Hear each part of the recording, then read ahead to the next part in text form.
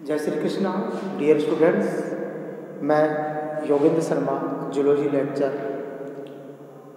आपका हार्दिक स्वागत करता हूं ऑनलाइन कक्षाओं में। देखिए स्टूडेंट्स, जो हमारा टॉपिक है बीएससी फर्स्ट ईयर में जो निषेचन, जिसको हम क्या कहते हैं फर्टिलाइजेशन कहते हैं, इसके बारे में हम पढ़ेंगे।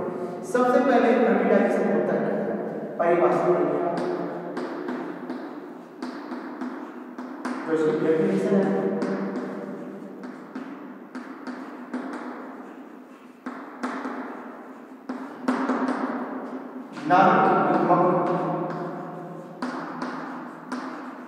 शुक्राणु व अंडाणु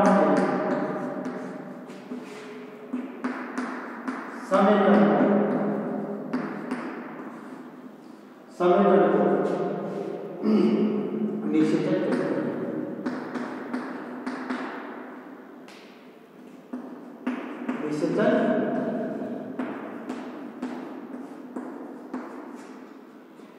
यानी कहने का निंदात्मक जो शुक्राणु है और अंडाणु मादा जो अंडाणु है, इन दोनों के समेकन को हम क्या कहते हैं? निषेचन कहते हैं। तो आगे जो निषेचन की प्रक्रिया है,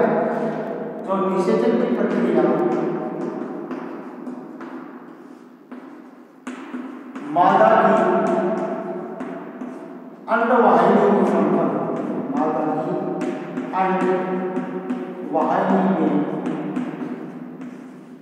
में संपन्न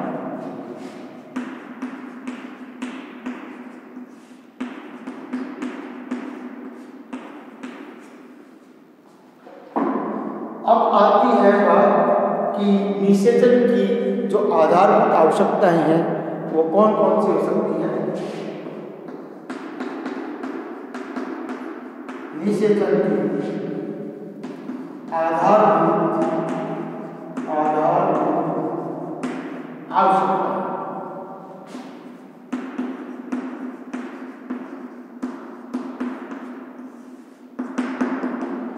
जिनमें स्टूडेंट्स आप लिखने का काम करें। निषेचन हेतु सबसे पहले तो हमें तरल माध्यम की आवश्यकता, कहने का मतलब है कि तरल माध्यम,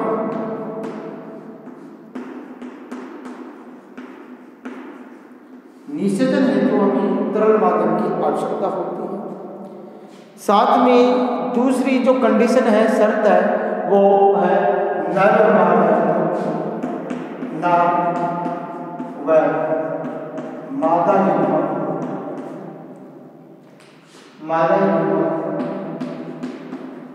परिपक्व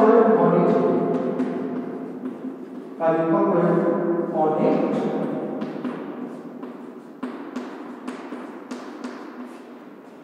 जो हमारा बीएससी फर्स्ट ईयर जो निषेचन है, ये जूलॉजी पेपर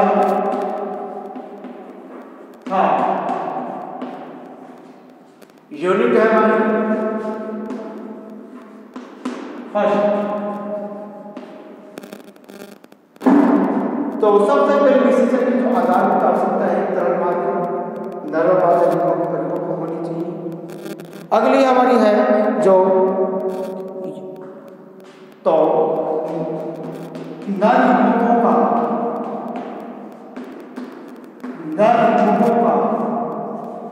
जीवन काल बहुत छोटा होता है।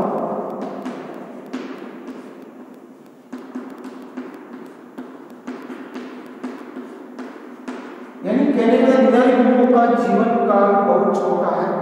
इस कारण कहने का मतलब है कि जो नर युग्मक है, इनका मादा युग्मकों के साथ जो संलयन है वह अविलंब आवश्यक है। कहने का मतलब है कि नर युग्मकों का जो जीवन काल छोटा होता है, इस कारण से नर युग्मकों का मादा युग्मकों के साथ जो समेकन है वो बहुत ही शीघ्रता से होना चाहिए। अगर ऐसा नहीं हुआ तो जो नर युवक है इनका ये डिस्टर्ब हो जाएंगे और ये मादा युग्मक तक नहीं पहुंच पाएंगे। ऐसी स्थिति में इनका नर युग्मक और मादा युग्मक का समीकरण बहुत ही शीघ्रता से शीघ्र होना चाहिए। चौथी जो हमारी कंडीशन है, हमारी जो फोर्थ कंडीशन है, वो फोर्थ कंडीशन है कि शुक्र जो निषेचन की संभावना को बढ़ाने के लिए शुक्राणु की संख्या बहुत अधिक होनी चाहिए और अंडाणु से अधिक होनी चाहिए, यानी शुक्राणु की संख्या अंडाणु से कहीं अधिक होनी चाहिए। कहने का मतलब अंततः एक शुक्राणु के अंडाणु का समेकन होगा तभी निषेचन की प्रक्रिया होगी। तो शुक्राणु बहुत संख्या में होने चाहिए क्योंकि इनको मादा योनि में स्खलित किया जाता है, वहां से ये जो रैंडम गति के द्वारा अंडवानी तक पहुंचते हैं। तो कहने का मतलब है कि इनकी जो संख्या है शुक्राणु की संख्या वो बहुत ही ज़्यादा होनी चाहिए क्योंकि कई इनको एक लंबा सफर तय करना पड़ता है, काफ़ी संख्या में कई शुक्राणु बीच रास्ते में टेस्टोड हो जाते हैं, तो बहुत अधिक संख्या होनी चाहिए। जबकि अंडाणु है वो अगतिशील है, उसको कोई रास्ता तय नहीं करना होता है, शुक्राणु को रास्ता तय करना होता है, तो शुक्राणु की संख्या अधिक होनी चाहिए। तो अधिक होगी तो कुछ शुक्राणु अंडे तक पहुंच पाने में सफल होंगी। अगली है कि निषेचन मादा के अंतर दैहिक द्रव या तरल माध्यम से लवणीय अलवणीय जल को में संपन्न होना चाहिए। यानी कि हमारी जो मुख्य कंडीशन है वो 4 कंडीशन है। एक तो है तरल माध्यम, नर व मादा युग्मक परिपक्व होनी चाहिए। तीसरा है नर युग्मक का जीवन काल बहुत छोटा होता है, तो अविलंब रहते हुए जो शुक्राणु है अंडाणु है इनका समेकन जरूरी है। चौथी कंडीशन हमारी थी कि शुक्राणु की संख्या अत्यधिक होनी चाहिए क्योंकि इनका लंबा रास्ता तय करना होता है। इस रास्ते के तय करते समय कई शुक्राणु डिस्टर्ब हो जाते हैं। अब आता है निषेचन के प्रकार।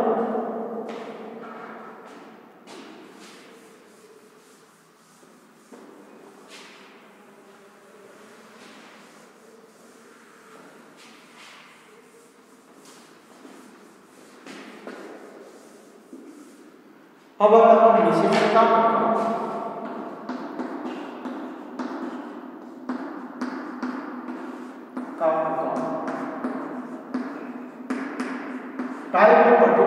टाइप ऑफ फर्टिलाइजेशन 2 प्रकार का होता है, तो बाह्य निषेचन और एक होता है अंतः निषेचन। बाह्य निषेचन में क्या होता है, बाह्य निषेचन जीव के शरीर के बाहर होने वाला है, जैसे मछलियां, मेंढक है, देखिए बाह्य निषेचन।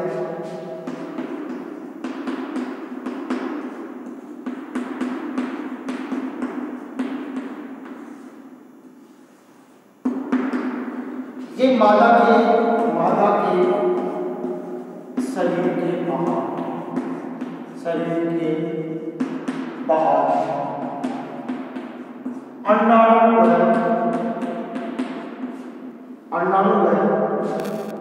शुक्राणु का समेकन,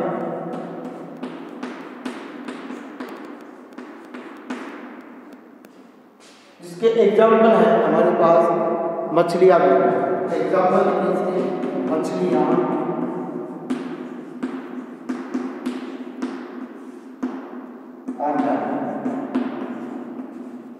इनमें बाह्य निषेचन।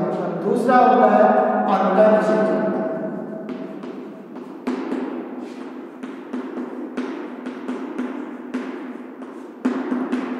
मादा के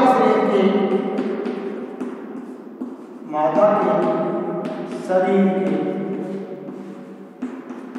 अंदर संपन्न होता है।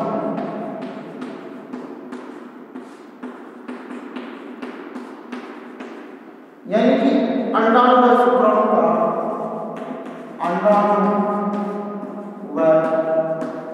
शुक्राणु का समेकन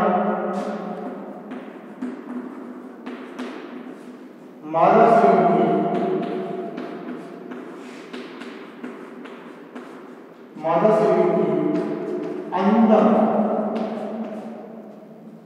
संपन्न होता है।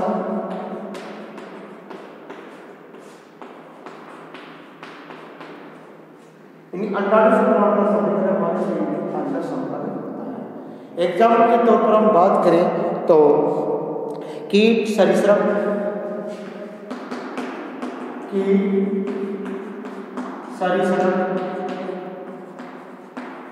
पक्षी और जो स्तनधारी प्राणी हैं,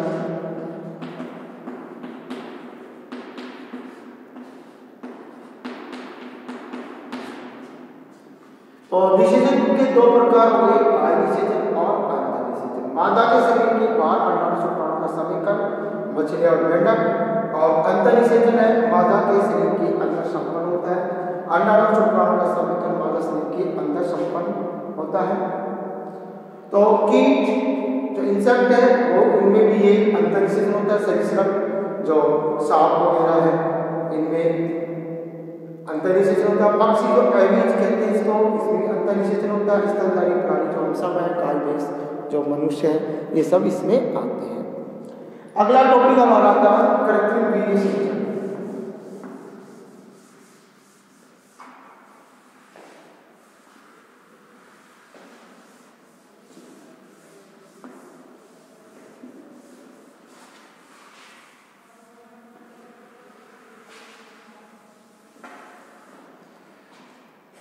कृत्रिम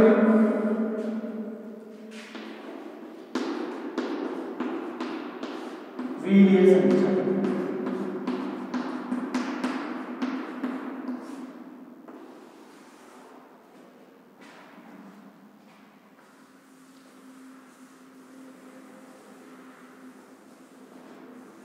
देखिए नाम से पता लग रहा है कृत्रिम वीर्य संचय, इसका मतलब है कृत्रिम विधियों के द्वारा, कृत्रिम विधियों के द्वारा, कृत्रिम विधियों के द्वारा शुक्राणु को, कृत्रिम विधियों के द्वारा शुक्राणु को मादा शरीर के अंदर अंडाणु तक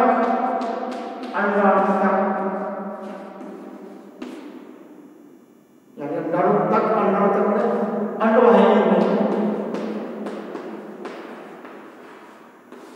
अंडवाहिनी में छोड़ा जाता है।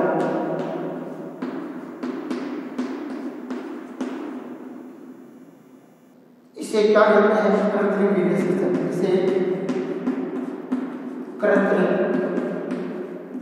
वीर्य संचय कहते हैं। कृत्रिम वीर्य संचय जैसे इसका उपयोग जो हमारे जो मवेशी होती है, मवेशियां जो पशु है, पशु पालन होते हैं, यानी पशुपालन में पशुओं की नस्ल सुधार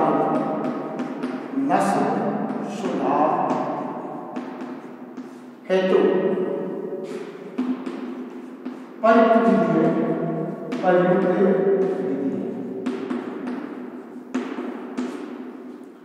जो पशुपालन में पशु की नस्ल सुधार है उसके प्रयुक्त करने के लिए ये विधि उपयोग में ली जाती है। अगला जो हमारा टॉपिक आता है निषेचन की क्रिया विधि।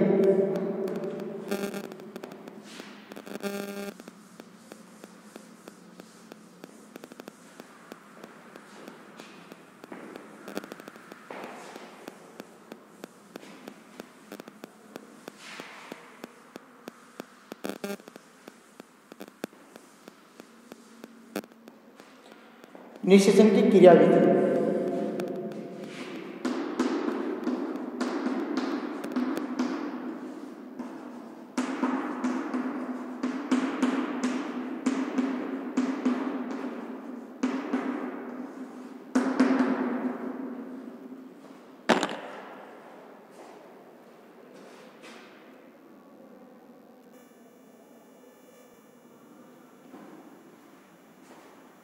अगला जो बात निषेचन की क्रिया विधि। निषेचन की क्रिया विधि को हम समझने के लिए इसका जो स्टेप्स है उस स्टेप से चलते रहते हैं। सबसे पहला है युग्मकों का समागम।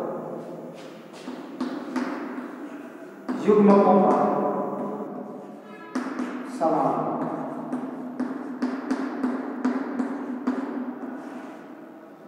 नाम से पता है कि जो युग्मकों का जो समागम है इसके अंदर हम चलते हैं।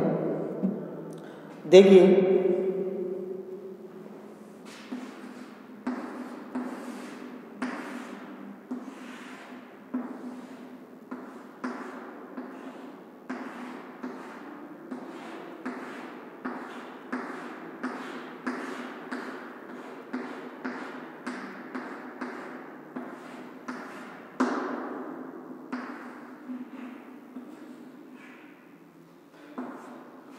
ये अंडवाहिनी है, इसको कहते हैं अंडवाहिनी, जिसे हम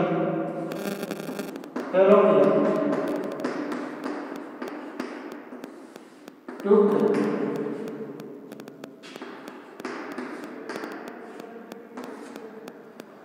देखिए शुक्राणु जो मादा की जो वेजाइन है योनि कहते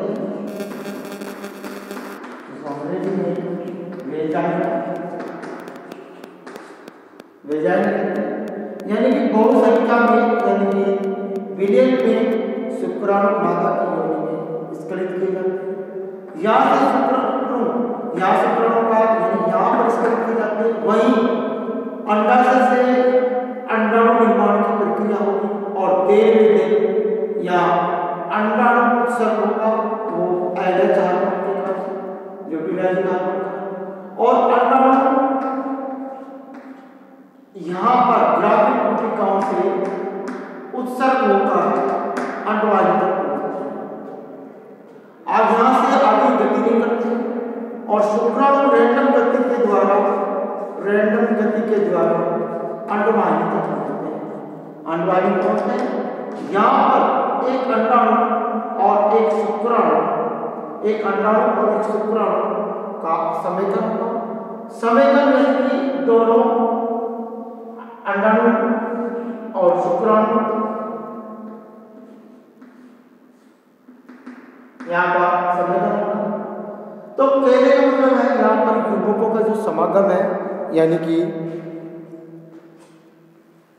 जैसे ये शुक्राणु है, अब शुक्राणु अंडाणु तक पहुंचेगा, पहुंचने के बाद में यहाँ पर ये फ्लैट हो जाएगा, फ्लैट होगा। फ्लैट होने के बाद में यहाँ से एक एंजाइम है शुक्राणु के जो अग्र भाग से,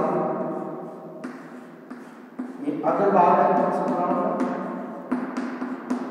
यहाँ पर ये टोपीनुमा भाग है, इसको एक्रोसोम कहते हैं।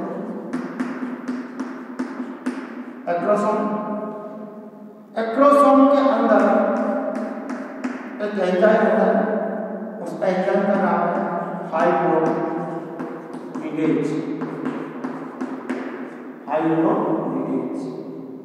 ये एंजाइम क्या करता है, जो अंडाणु है, अंडाणु के बाहरी सतह, जो मानव अंडे की बात कर रहा हूँ, बाहरी सतह पर एक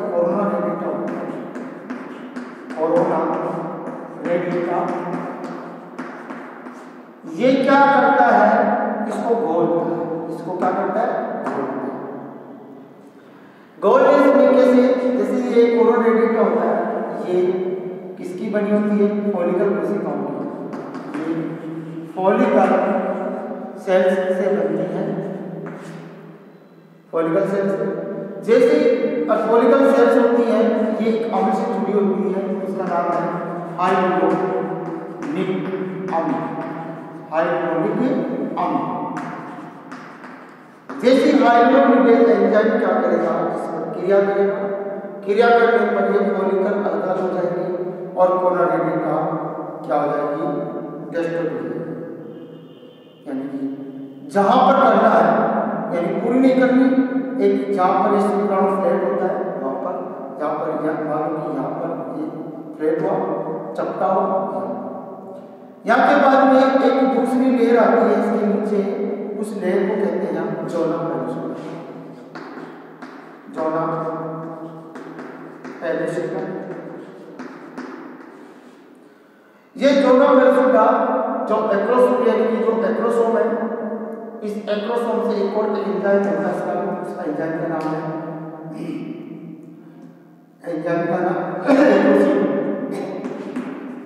एक्रोसिन। ये एक्रोसिन क्या करता है, जॉना पेरिसोटा को जहाँ पर शुक्राणु प्लेट होता है वहां पर डिस्ट्रॉय करता है। इसके नीचे एक झिल्ली आती है, उस झिल्ली को हम क्या कहते हैं, पित्तक झिल्ली। इसको हम क्या कहते हैं, पित्तक झिल्ली।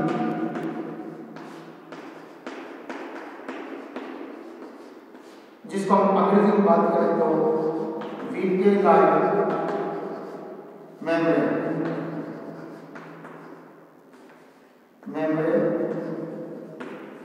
तो फ्लैट होने के बाद में, यानी कि फ्लैट होती है और यहाँ पर एक छिद्र बन जाता है। छिद्र बनने के बाद में यहाँ पर एक शुक्राणु का प्रवेश होता है। इधर से ये अंडाणु का केंद्रक है, इधर से प्रवेश होता है। प्रवेश होने के बाद में जैसे ही शुक्राणु की जो अग्र भाग के अंदर जो केंद्रक है, तो केंद्रक और मध्य भाग होता है, मध्य भाग में माइटोकॉन्ड्रिया होती है। तो अग्र भाग और मध्य भाग इसमें प्रवेश करते हैं। प्रवेश करने के बाद में शुक्राणु का जो अग्र भाग है वो आगे और पीछे वाला भाग पीछे ही रहता है। लेकिन प्रवेश करने के बाद प्रवेश तो कर गया, अग्र भाग आगे और मध्य भाग पीछे, लेकिन उत्क्रम स्थिति में आ जाता है कि आगे वाला भाग पीछे और पीछे वाला भाग आगे, उत्क्रम स्थिति में। फिर शुक्राणु अंडाणु की तरफ गति करता है। गति करने के बाद में यानी शुक्राणु अंडाणु तरफ गति करता है। जिस मार्ग के द्वारा ये गति करता है उस मार्ग को हम क्या कहते हैं, वेधन पथ। और वेधन पथ और अंडाणु का केंद्र और शुक्राणु का केंद्र दोनों क्या होते हैं, मिल जाते हैं। यानी कि प्रोन्यूक्लियाई, मेल प्रोन्यूक्लियाई और फीमेल प्रोन्यूक्लियाई, यहाँ पर क्या बनता है, जिसको हम क्या कह सकते हैं, जाइगोट। तो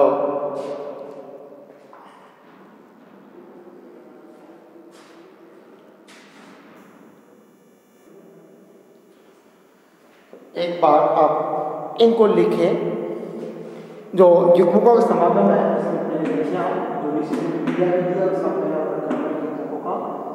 जिसमें आप लिखें, निषेचन की क्रिया में नर एवं मादा युग्मकों का समागम एक महत्वपूर्ण घटना है। दोनों युग्मकों की प्रकृति भिन्न है। जहां एक और अंडाणु गतिहीन है, वहीं शुक्राणु गतिशील होता है। कि अंडाणु तो क्या होता है, गतिहीन, और शुक्राणु क्या होता है, गतिशील होता है। शुक्राणु को गति करके अंडाणु तक पहुंचना होता है।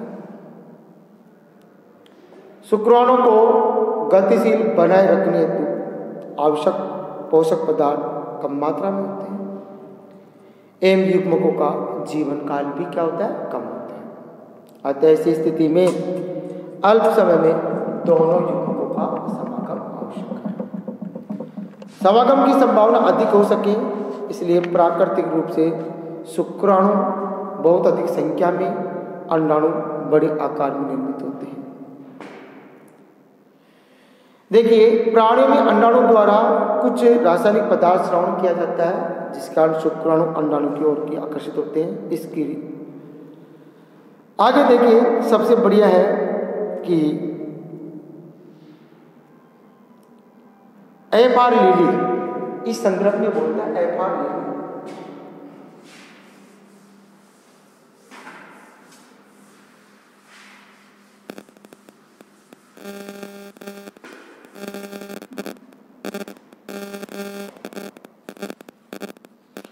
जो अंडाणु होता है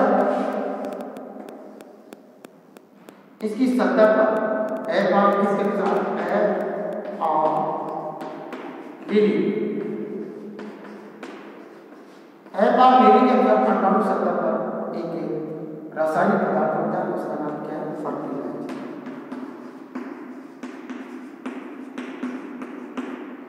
इसी प्रकार शुक्राणु की सतह पर भी एक होता है, उसका नाम है एंटी फर्टिलाइजर।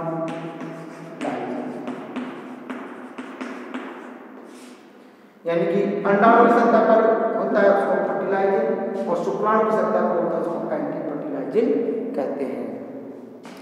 तो आगे देखिए जो ये दोनों होते हैं यानी जो फर्टिलाइजिंग एंटी फर्टिलाइजिंग, इसका मतलब ये जाति विशिष्ट होते हैं। ऐसा नहीं है कि मादा की जो अंड है उसको किसी दूसरी जाति के शुक्राणु द्वारा निषेचित करने की चेष्टा करें, क्योंकि शुक्राणु अंडाणु का समीकरण नहीं होगा, क्योंकि अंडाणु की सतह पर फर्टिलाइजिंग होता है और शुक्राणु की सतह पर एंटी फर्टिलाइजिंग होता है। ये क्या होते हैं? जाति विशिष्ट। किसी भी जीव के अंदर हम बात करें तो अंडाणु और शुक्राणु जाति विशिष्ट होते हैं, क्योंकि इनकी सतह पर क्रमशः फर्टिलाइजिंग और एंटी फर्टिलाइजिंग पाए जाते हैं। आगे देखिए जो दूसरा है हमारा शुक्राणु की योग्यता, यानी कि युग्मों का जो समागम है वो हो गया। एक बार वापस देखें, क्योंकि बहुत अधिक संख्या के अंदर शुक्राणु मादा की वेजाइना निष्क्रिय किए जाते हैं और निष्क्रिय करने के बाद भी ये इसलिए किए जाते हैं क्योंकि बहुत लंबा रास्ता तय करना होता है, बहुत संख्या में शुक्राणु नष्ट हो जाते हैं, कुछ शुक्राणु ही अंडाणु तक पहुँच पाते हैं और जो शुक्राणु का जो जीवन काल है वो बहुत छोटा होता है, क्योंकि पोषक पदार्थों की कमी होती है। तो खैर शीघ्र से शीघ्र यानी कि शुक्राणु को अंडाणु तक पहुंचना होता है। और आगे देखिए दूसरा है शुक्राणु का योग्यता अर्जन। पहला हमारा शुक्राणु का समागम होता है,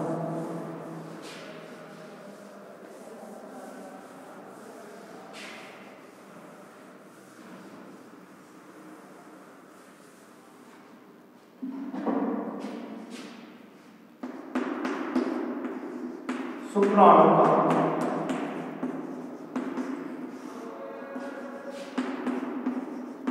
योग्यता अर्जन।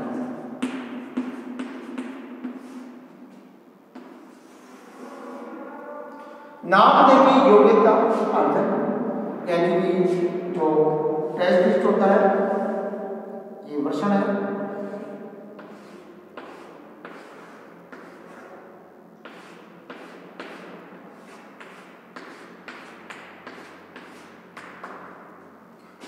अब देखिए ये क्वेश्चन यानी टेस्टिस होता है।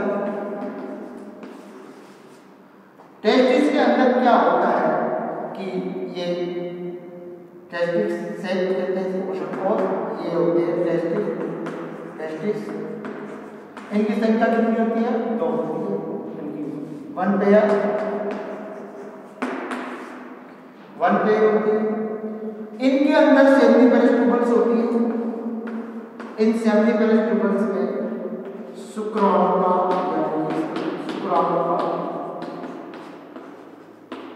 निर्माण होता है। शुक्राणु का निर्माण तो इन टेस्टिस में और शुक्राणु को पोषण प्रदान करने के लिए सर्टोटी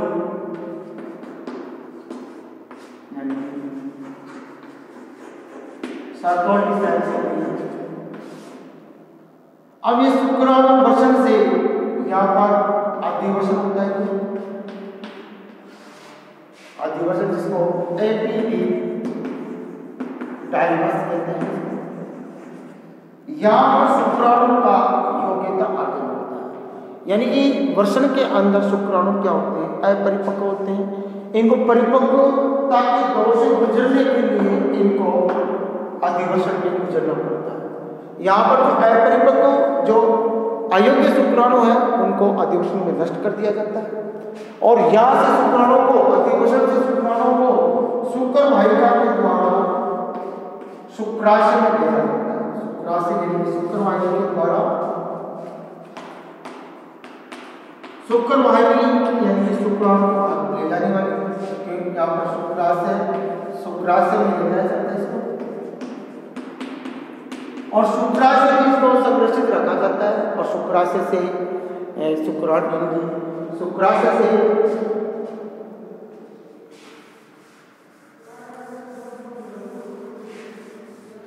शुक्राशय के पास में प्रोस्टेट ग्रंथि होती है, प्रोस्टेट ग्रंथि।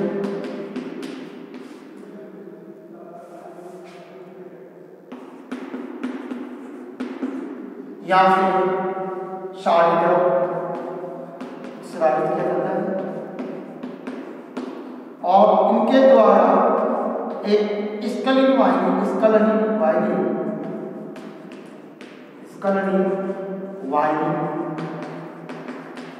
का निर्माण किया जाता है। तो शुक्राशय से शुक्राणु का और प्रोस्टेट ग्रंथि से शारीद्रव यहाँ स्कलिन वाहिनी में स्रावित किया जाता है, और यहाँ इसको शुक्राणु को वीर्य भी बोल सकते हैं। और इसको शीशन के द्वारा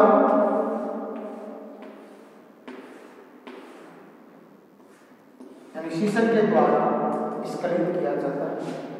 तो आज हमारा जो शुक्राणु का योग्यता अर्जन है, कल हम एक्रोसोम अभिक्रिया एवं वेदन के बारे में बात करेंगे। जय श्री कृष्णा।